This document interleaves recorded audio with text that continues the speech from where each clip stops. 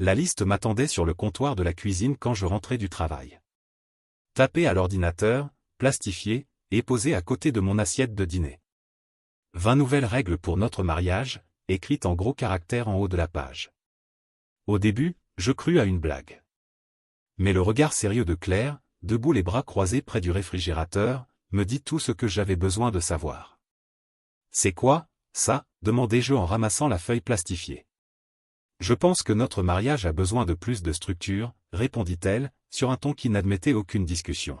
« Ces règles nous aideront tous les deux à savoir où nous en sommes. » Je parcourus la liste, ma tension artérielle montant à chaque exigence absurde. Règle numéro 1, je devais partager ma position en permanence. Règle numéro 4, tous les achats supérieurs à 50 € nécessitaient son approbation. Règle numéro 12, je devais lui envoyer un texto toutes les heures quand je sortais avec des amis. La liste continuait, chaque règle plus contrôlante que la précédente. Nous étions mariés depuis 7 ans, mais les 6 derniers mois avaient vu un glissement progressif dans notre relation. Ça avait commencé par de petites choses. Des commentaires sur mes amis, des suggestions sur la façon dont je m'habillais, des questions sur l'endroit exact où j'avais passé la journée. Mais ça, c'était autre chose. « Tu ne peux pas être sérieuse » dis-je en reposant la liste sur le comptoir. « Je suis complètement sérieuse » répliqua-t-elle. Le mari de mon ami suit un ensemble de directives similaires et ils n'ont jamais été aussi heureux. Je la regardais, vraiment, et je réalisais que je ne reconnaissais plus la femme qui se tenait devant moi. Celle que j'avais épousée était soutenante, gentille, quelqu'un qui valorisait mon indépendance autant que j'appréciais la sienne. Cette personne voulait surveiller mon compte en banque, filtrer mes appels, et dicter avec qui je pouvais passer du temps. J'ai besoin de temps pour réfléchir à ça, dis-je, gardant une voix stable malgré la colère qui montait en moi. Il n'y a rien à réfléchir, contre-attaqua-t-elle. Ces règles entrent en vigueur immédiatement. Je vis son téléphone s'allumer avec un message. Elle le retourna vite fait, mais pas avant que je n'aperçoive le chat de groupe qu'elle avait avec ses amis. J'en avais vu assez pour savoir qu'elle les mettait au courant de ses progrès avec moi. C'est là que ça fit tilt. Ça n'avait rien à voir avec notre mariage. C'était une question de contrôle, de se vanter auprès de ses amis d'avoir son mari complètement sous son emprise. Tous ces déjeuners avec ses nouvelles copines du club de tennis de Neuilly. Toutes ces femmes avec leur mariage parfait sur Instagram. Ça la changeait, ou peut-être révélait qui elle était vraiment. Je n'argumentais pas plus. Au lieu de ça, je mangeais calmement mon dîner pendant qu'elle m'observait avec impatience, attendant que je craque, que je plaide, que je négocie. Mais je ne lui donnerais pas cette satisfaction. Mon esprit travaillait déjà sur autre chose. Pas sur la façon de suivre ses règles, mais sur comment mettre fin à ce jeu une bonne fois pour toutes. En terminant mon repas, je lui souris, un sourire qui la déconcerta visiblement. Elle s'attendait à de la résistance, des larmes, de la colère, n'importe quoi sauf cette confiance calme.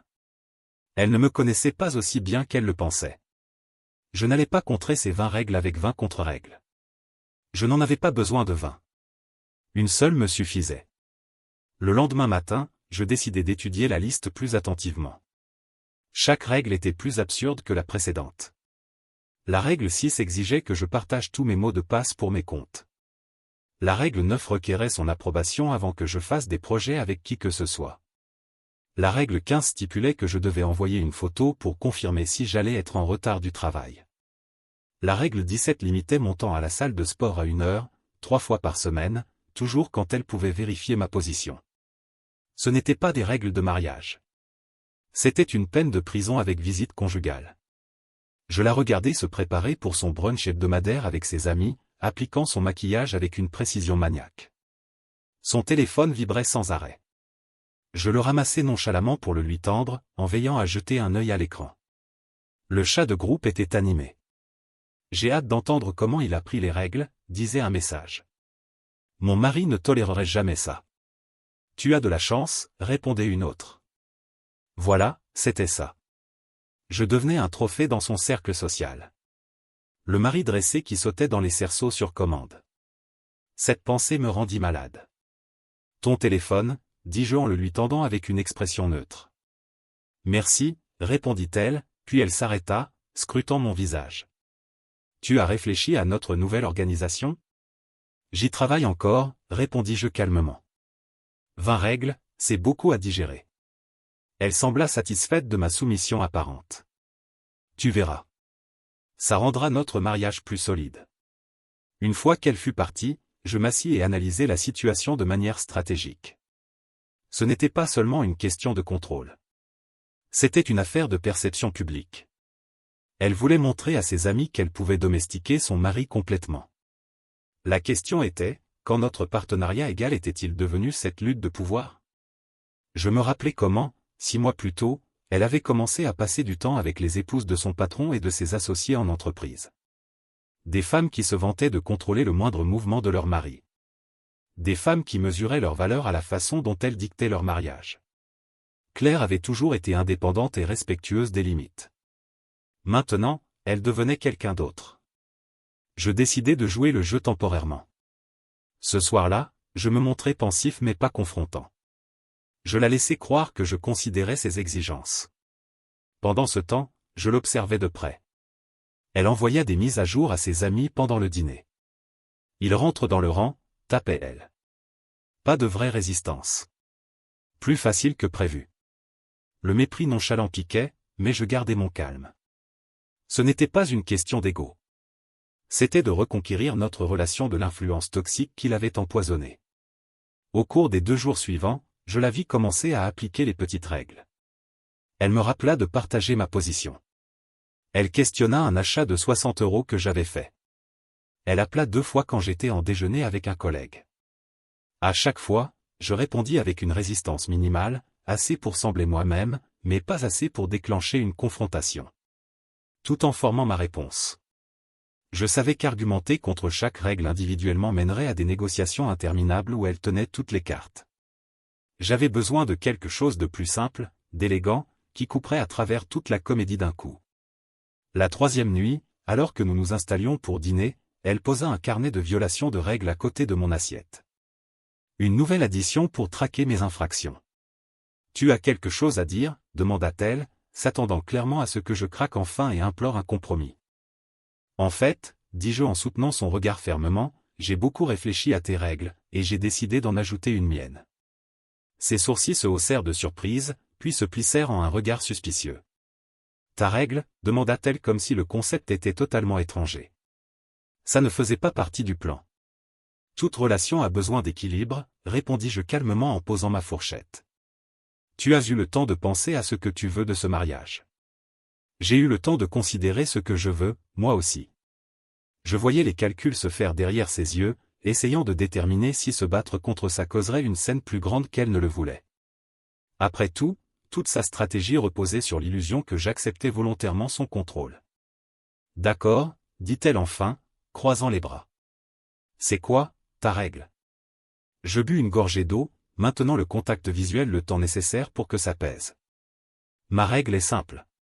Chaque règle que tu crées pour moi s'applique aussi à toi. Sans exception. » La couleur quitta son visage. « Ça ne marche pas comme ça. » « C'est exactement comme ça que ça marche maintenant, » répondis-je, la voix égale mais ferme. Le partage de position va dans les 2 sens. Approbation financière pour les achats. Même limite pour toi. Mise à jour horaire quand tu sors. J'attends la même courtoisie. Mais mes amis, ce n'est pas à propos de tes amis. Je l'interrompis. C'est à propos de notre mariage. Soit nous sommes des partenaires égaux, soit nous ne sommes rien. Elle remua inconfortablement sur sa chaise. Certaines de ces règles n'ont pas de sens pour moi. Je ne suis pas celui qui, la défiai-je. Qui a besoin d'être surveillé? Qui n'est pas digne de confiance? C'est ce que tu penses de moi après 7 ans? Elle ne répondit pas, fixant juste son assiette. Voici le plan d'application, continuai-je. À partir de demain, nous suivons tous les 2 tes 20 règles, plus ma règle d'égalité. Si l'un de nous enfreint une règle, elle est éliminée définitivement pour nous 2. Si tu refuses de suivre tes propres règles, tout le système est dissous immédiatement. Je voyais la réalisation donnée sur son visage. Son système de contrôle parfait se retournait contre elle. Elle devrait vivre sous les mêmes restrictions qu'elle avait conçues pour moi. C'est ridicule, marmonna-t-elle enfin. Tout le but était de créer de la structure dans notre relation. Non, la corrigeai-je. Le but était le contrôle, et je ne me laisserai pas contrôler. Je pris mon téléphone et ouvris l'application de partage de position qu'elle avait insisté pour que j'installe. Commençons par la règle numéro 1, d'accord? J'ai activé mon partage de position permanent. Je fis glisser le téléphone sur la table. À ton tour. Elle fixa le téléphone comme s'il pouvait la mordre. J'ai besoin de réfléchir à ça. Il n'y a rien à réfléchir, répondis-je, écho de ces mots d'il y a quelques jours. Ces règles entrent en vigueur immédiatement. Ses doigts tambourinaient nerveusement sur la table tandis que le piège de sa propre création se refermait sur elle. Elle avait 3 options, suivre ses règles restrictives, admettre qu'elles étaient déraisonnables ou refuser et exposer ses vraies intentions. « Et si je n'accepte pas ton addition ?» demanda-t-elle, cherchant une faille. Je haussai les épaules. Alors nous avons une plus grande conversation sur pourquoi tu crois pouvoir dicter les termes sans être prête à les vivre toi-même. Le silence s'étira entre nous, lourd d'implications. Finalement, elle prit le téléphone et, avec une réticence visible, activa son partage de position. « Bien, dis-je. Maintenant, discutons de la règle numéro 2. Code d'accès au téléphone. J'aurai besoin du tien, comme tu as exigé le mien. » Tandis que je regardais sa lutte intérieure se jouer sur son visage, je sus que le jeu changeait déjà. Ce n'était pas une question de gagner ou de dominer. C'était de rétablir l'équilibre qui avait été perdu. Le moment où elle devrait suivre ses propres règles, leur vrai but devint cristallin, et c'était exactement ce que je voulais qu'elle voie. Le lendemain matin apporta la confrontation inévitable. Elle avait eu le temps de se regrouper, de consulter ses amis, de formuler une contre-attaque. J'étais préparé pour ça, le moment où elle essaierait de reprendre le contrôle du récit. « Il faut qu'on parle de ces règles », annonça-t-elle tandis que je faisais du café. « Je suis d'accord », répondis-je calmement. « Laquelle te pose problème en premier ? Les mises à jour horaires, les limites de dépenses, le processus d'approbation pour les réseaux sociaux. » Sa mâchoire se serra. « Ce n'est pas ce que j'avais prévu. Tu déformes le but. » « Vraiment ? » Je m'appuyais contre le comptoir. « Soyons honnêtes, ces règles n'ont pas été créées pour renforcer notre mariage. Elles l'ont été pour que tu puisses raconter à tes amis à quel point tu as bien dressé ton mari. » Son visage rougit de colère et de reconnaissance. J'avais touché un nerf. « Ce n'est pas vrai, » protesta-t-elle, mais sa voix manquait de conviction. Je voulais juste plus de structure.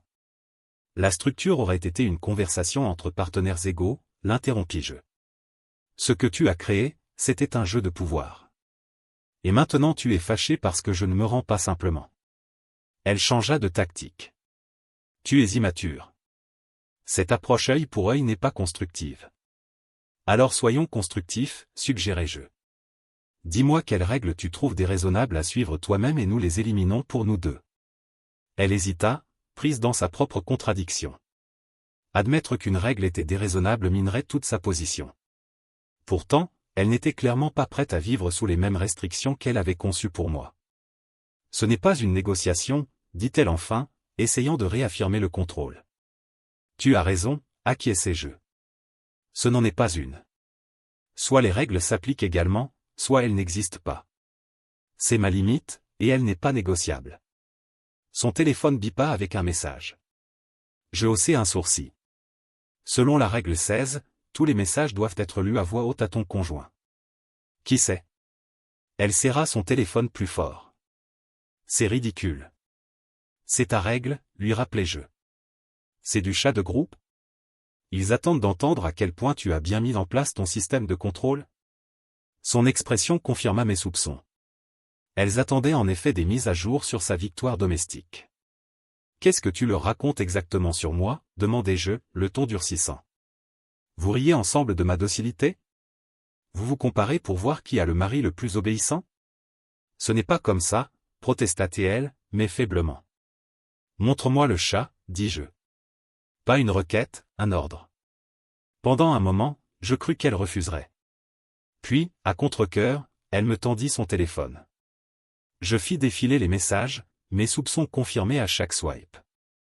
Le groupe, 6 femmes dont Claire, comparait effectivement leurs notes sur leur mari, les classant par soumission, partageant des tactiques de contrôle. Félicitations, dis-je en lui rendant le téléphone. Tu gagnes la compétition pour le mari le plus contrôlé. Malheureusement pour toi, je me retire du concours. Qu'est-ce que ça veut dire, demanda-t-elle, la voix petite maintenant. Ça veut dire que je ne joue plus à ce jeu. Je ne serai pas le sujet de ton expérience de pouvoir ou la punchline de ton chat de groupe. J'ai épousé une partenaire, pas une gardienne. Je tendis la main vers la feuille de règles plastifiée encore affichée en évidence sur le réfrigérateur et la décrochai. Donc, voici ce qui se passe maintenant, dis-je. Soit nous suivons chaque règle également, en commençant par toi qui partages tes messages de chat de groupe en temps réel, soit nous déchirons tout ce système et nous avons une vraie conversation sur notre mariage. Ses yeux allèrent vers la feuille dans mes mains, puis revinrent à mon visage, cherchant une faiblesse, une ouverture pour réaffirmer le contrôle. Elle n'en trouva aucune. Tu ne comprendrais pas, essaya-t-elle. Les autres épouses. Je me fiche des autres épouses, l'interrompis-je. Je me soucie de nous. Et en ce moment, il n'y a pas de nous. Il n'y a que toi qui donnes des ordres et le mari que tu crois pouvoir contrôler. Je posai la feuille de règles sur le comptoir entre nous. À toi de jouer. Sa stratégie changea au cours des jours suivants, cyclant à travers toutes les tactiques de manipulation de son arsenal. D'abord vint la colère, des accusations que j'étais déraisonnable, que je ne lui faisais pas confiance, que je surréagissais. Quand ça ne me bougea pas, elle passa aux larmes, sanglotant sur comment elle voulait juste se sentir en sécurité dans notre mariage. Je restai impassible. La sécurité ne vient pas du contrôle, lui dis-je tandis qu'elle tamponnait ses yeux. Elle vient du respect mutuel. Quand les appels émotionnels échouèrent, elle tenta de recruter des alliés. Sa mère appela, inquiète des problèmes au paradis. Un ami commun contacta pour suggérer que j'étais trop dur. Je reconnus ses interventions pour ce qu'elles étaient, des extensions de sa tentative de me presser à la soumission. À chaque médiateur potentiel, ma réponse était la même. C'est entre Claire et moi. Mais dis-moi, a-t-elle mentionné les 20 règles qu'elle a créées ou juste la mienne? Le silence qui suivait était éloquent à chaque fois. Au 5e jour, elle tenta une nouvelle approche, la compliance sélective. Elle accepta de suivre certaines règles tout en arguant que d'autres ne s'appliquaient pas à elle. J'ai pas besoin de limite de dépenses, insista-t-elle. Je suis meilleur avec l'argent que toi. Ce n'est pas ce que montrent nos relevés de carte bancaire, répondis-je calmement. Mais si la règle est injuste, on peut l'éliminer complètement. Pour nous deux. Ce n'était pas ce qu'elle voulait non plus. Chaque concession minait la structure de contrôle qu'elle avait conçue. Comme prévu, vivre sous ses propres règles se révélait rapidement intolérable. Le point de rupture vint le 7e jour. Elle était allée faire du shopping avec ses amis du club des faiseuses de règles sans envoyer les mises à jour horaires que son propre système exigeait. Quand elle rentra chez nous, chargée de sacs, je l'attendais. C'est cette violation de règles en un après-midi, notai-je en faisant défiler mon téléphone. Pas de mise à jour de position, pas de check-in horaire, pas d'approbation de dépenses, pas de vérification d'activité sociale. J'étais occupé, répliqua-t-elle sèchement. Tu sais avec qui j'étais. Cette excuse ne marcherait pas pour moi sous ton système, soulignai-je. Donc, elle ne marche pas pour toi non plus. Elle lâcha les sacs près de la porte. Qu'est-ce que tu veux de moi? Admettre que ça ne marche pas, d'accord, ça ne marche pas, c'est du progrès, reconnus-je. Mais je veux plus que ça. Je veux que tu comprennes pourquoi ça ne marche pas. Ces règles n'ont jamais été pour renforcer notre mariage. Elles étaient pour le contrôle et impressionner tes amis. Ce n'est pas juste, protesta-t-elle, mais faiblement. Soyons honnêtes pour une fois, insistai-je. Aurais-tu créé ces règles si tu ne cherchais pas à rivaliser avec tes amis, si elles ne comparaient pas leurs notes sur comment contrôler leur mari? Son silence fut une réponse suffisante. Voici ce qui m'embête le plus, continuai-je. Pas que tu aies essayé de me contrôler, mais que tu aies pensé que je ne le remarquerais pas. Que tu aies cru que j'accepterais simplement d'être transformé en projet dont tu pouvais te vanter auprès de tes amis. Elle s'affaissa dans un fauteuil. La façade s'effondrait enfin. Elles font en sorte que ça semble si facile. Leurs maris se plient juste. Alors leurs maris ont abandonné, dis-je. Ou leurs épouses ne sont pas honnêtes sur comment ces dynamiques fonctionnent vraiment. Dans tous les cas, ce n'est pas le mariage que je veux. Pour la première fois depuis le début de tout ça, je vis une émotion genuine sur son visage. Pas les larmes calculées d'avant, mais une vraie vulnérabilité. Qu'est-ce qui se passe maintenant? Demanda-t-elle doucement. Je m'assis en face d'elle. Maintenant, nous décidons quel genre de mariage nous voulons vraiment. Un où nous sommes partenaires ou un où nous nous battons constamment pour le contrôle. Je ne veux plus me battre, admit-elle. Moi non plus, acquiesçai-je. Mais je ne me laisserai pas contrôler. Ni par toi. Ni par personne. Elle hocha lentement la tête. Et à cet instant, je sus qu'un changement fondamental avait eu lieu. Le jeu de pouvoir prenait fin, non parce que j'avais gagné, mais parce que j'avais refusé de jouer selon ses termes. Et les règles, demanda-t-elle. Je tendis la main vers la feuille plastifiée qui avait lancé tout ce cirque. Je pense qu'on sait tous les deux ce qui doit leur arriver. 2 mois ont passé depuis que la feuille de règles a fini à la broyeuse à papier. Le bruit de sa destruction a marqué le début de quelque chose de nouveau entre nous. Pas un retour à notre ancien mariage, mais la création de quelque chose de plus solide. Cette nuit-là, après avoir broyé les règles, nous avons parlé jusqu'à l'aube. Vraiment parlé, sans jeu de pouvoir ou agenda caché. Elle a admis comment ses nouvelles amies l'avaient influencée, comment leur compétition constante sur le contrôle de leur mari avait été séduisante. Elle s'était sentie puissante en faisant partie de leur cercle, respectée pour démontrer sa dominance dans son mariage, mais ça ne lui avait jamais semblé juste. Elle a confessé que ce n'était pas nous. Je me suis juste laissé emporter. J'ai partagé ma perspective, aussi. Comment je l'avais vu changer, comment je m'étais senti trahi par ses tentatives de me contrôler, et surtout, comment j'avais manqué le partenariat égal que nous avions eu. Le lendemain, elle a quitté le chat de groupe. 2 jours plus tard, elle a décliné le brunch hebdomadaire. À la fin de la semaine, elle avait envoyé un message clair à ses anciennes amies. Son mariage n'était pas une compétition, et son mari n'était pas un projet à gérer. La transition n'a pas toujours été fluide. Les vieilles habitudes meurent dures. Il y a eu des moments où elle a glissé vers des comportements contrôlants, testant pour voir si mes limites restaient fermes. À chaque fois, je lui ai calmement rappelé notre nouvelle entente, non avec colère ou ressentiment, mais avec une clarté inébranlable sur ce que j'accepterais ou non. Ce qui m'a le plus surpris, c'est à quel point la dynamique de pouvoir s'est rééquilibrée rapidement une fois que j'ai refusé de participer à son jeu.